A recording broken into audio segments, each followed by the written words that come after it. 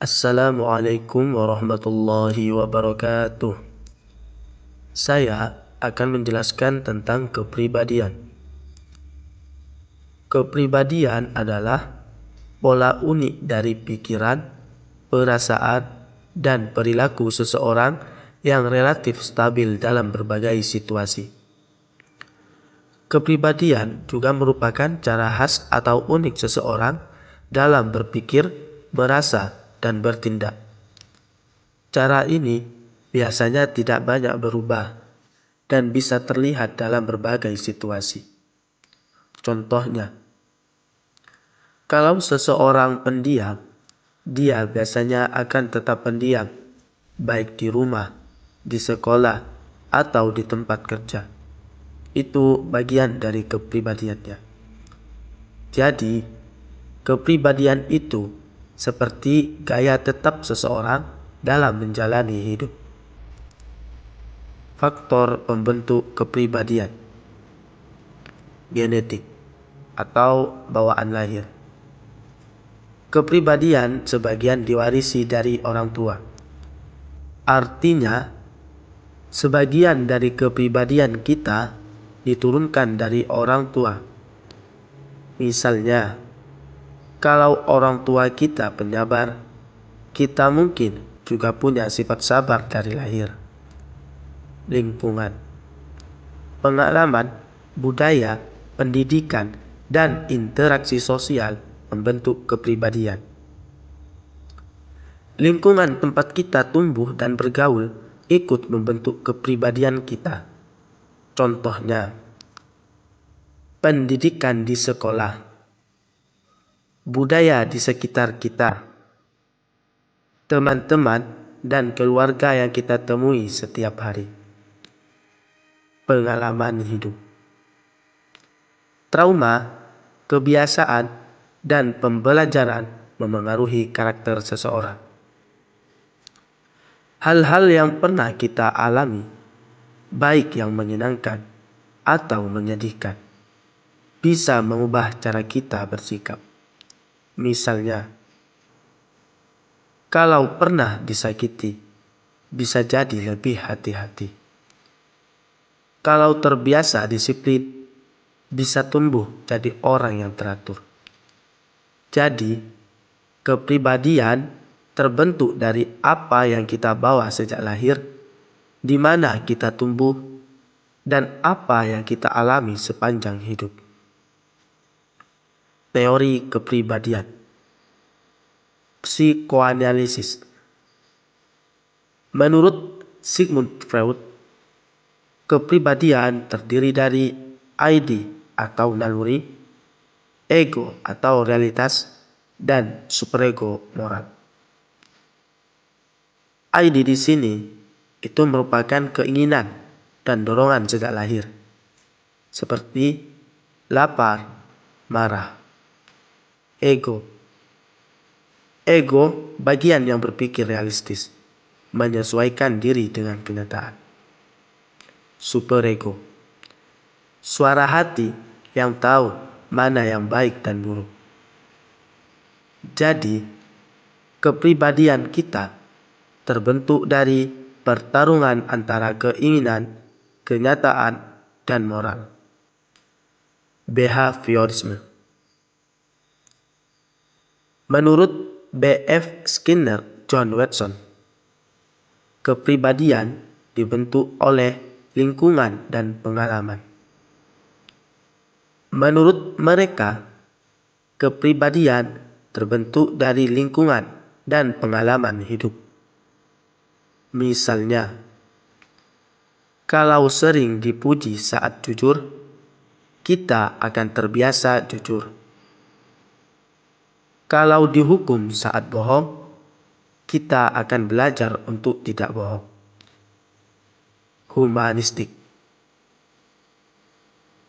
Menurut Carl Rogers Abraham Maslow, kepribadian berkembang melalui aktualisasi diri dan kebutuhan dasar manusia. Teori ini percaya bahwa kepribadian tumbuh saat seseorang berusaha jadi versi terbaik dari dirinya.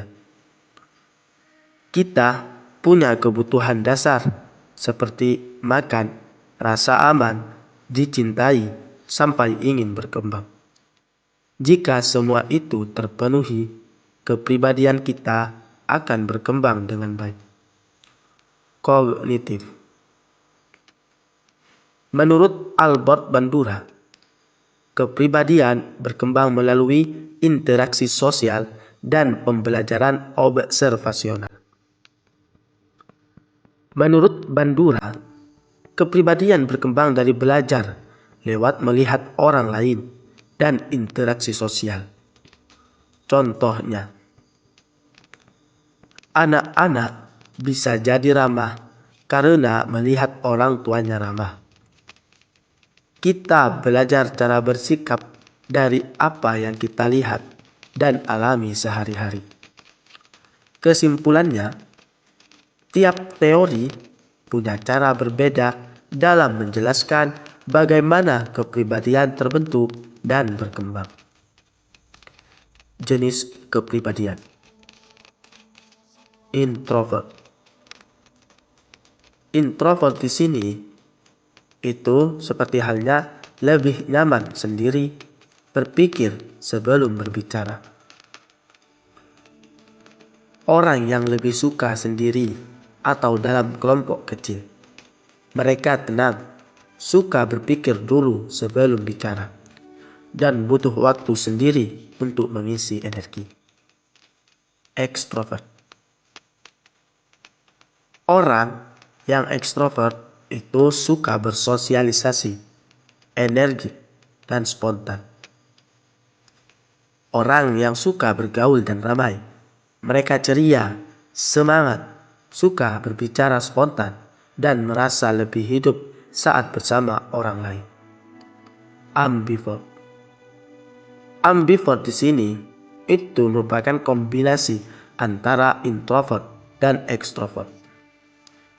Orang yang punya sifat gabungan dari introvert dan ekstrovert kadang suka menyendiri, kadang suka ramai, tergantung situasi dan suasana hati.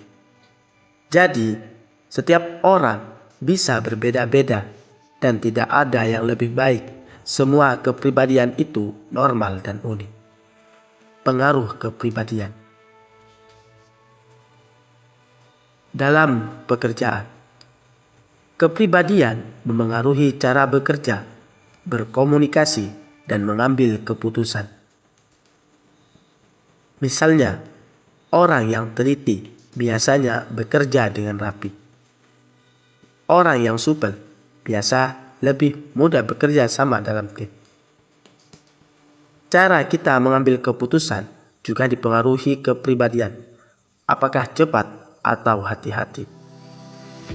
Dalam hubungan sosial, mempengaruhi cara berinteraksi, membangun hubungan dengan orang lain.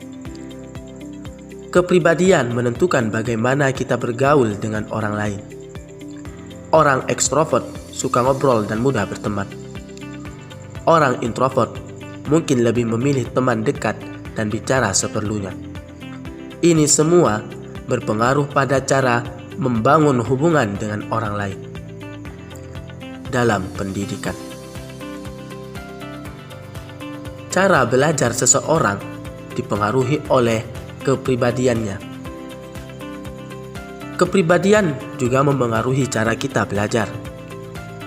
Ada yang suka belajar sendiri, itu introvert, dan ada yang suka berdiskusi, itu ekstrovert.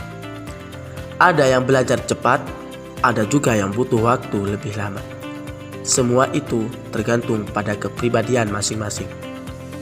Jadi, kepribadian punya peran penting dalam setiap bagian kehidupan kita.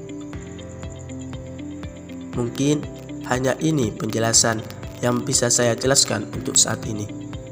Kurang dan lebihnya mohon maaf yang sebesar-besarnya. Wassalamualaikum warahmatullahi wabarakatuh.